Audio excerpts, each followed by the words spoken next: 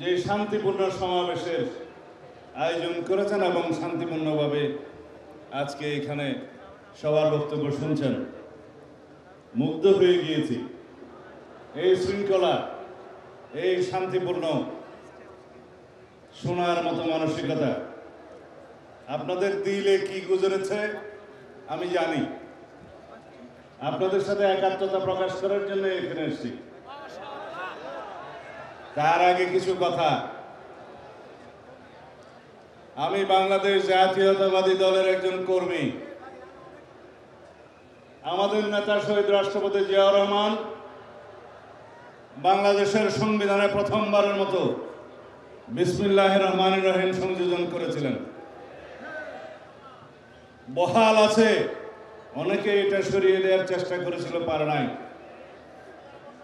কিন্তু যেটা বহাল নাই, রাষ্ট্র পরিচালনার মূলনীতি হিসাবে আমরা যেটা সংযোজন করেছিলাম, শহীদ রাষ্ট্রপতি জিয়াউর রহমান মহান আল্লাহর উপর আস্থা এবং বিশ্বাস সংবিধানের প্রস্তাবনায় ছিল এবং রাষ্ট্র পরিচালনার মূলনীতিতে ছিল।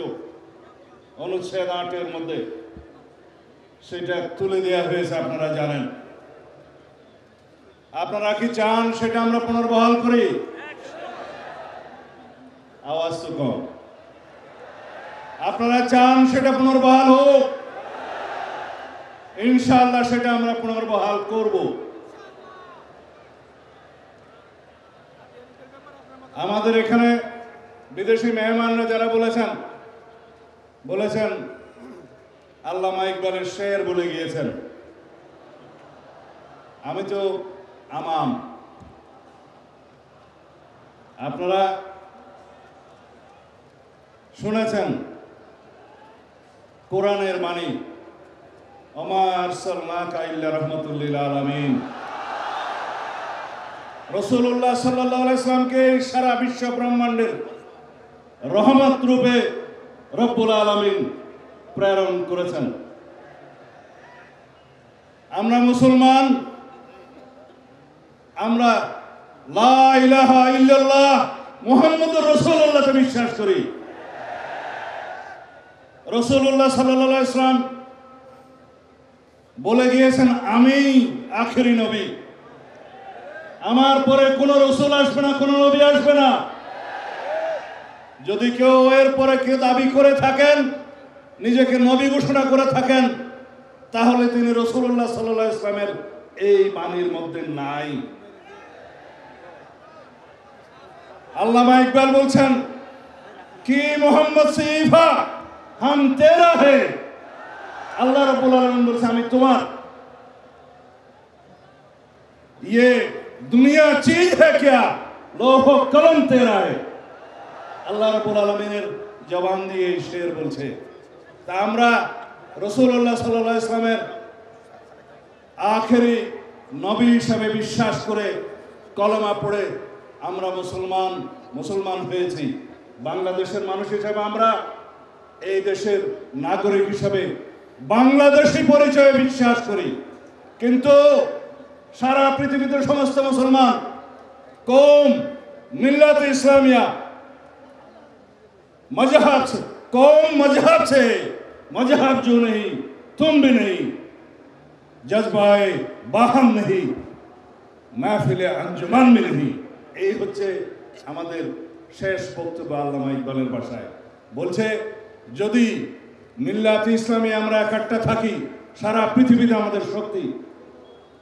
আমরা এই কওম হিসাবে, মুসলমান হিসাবে পৃথিবীতে বিভক্তির কারণে আজকে প্যালেস্টাইন আমাদেরকে হত্যা করছে, গাজাতে নির্মম হত্যাযজ্ঞ চলছে, সারা পৃথিবীর বিভিন্ন জায়গায় আমাদের রোহিঙ্গা ভাইদেরকে হত্যাযজ্ঞে শিকার হতে হচ্ছে, শুধু আমাদের দুর্বলতার কারণে। যাই হোক, আপনারা যেটা শুনতে চাচ্ছেন সেটা বলি।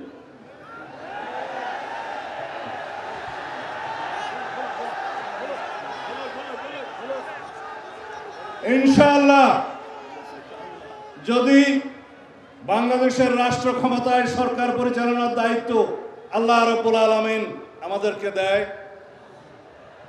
এদেশের জনগণ যদি আমাদেরকে মহব্বত করে দায়িত্ব দেয়, যদি আপনারা সবাই সহযোগিতা করেন, মঞ্চে উপবিষ্ট যারা রাজনৈতিক নেতৃবৃন্দ, পীরে কামেল, হযরত উলামায়ে কেরাম, আমাদের দেশের বুজুর্গানে দিন যারা আমাদেরকে পরিচালিত করেন, সবাই যদি আপনারা সহযোগিতা করেন, একসাথে থাকেন, তাহলে আপনাদের এখানে আজকে যে সমস্ত দাবি দেওয়া আছে,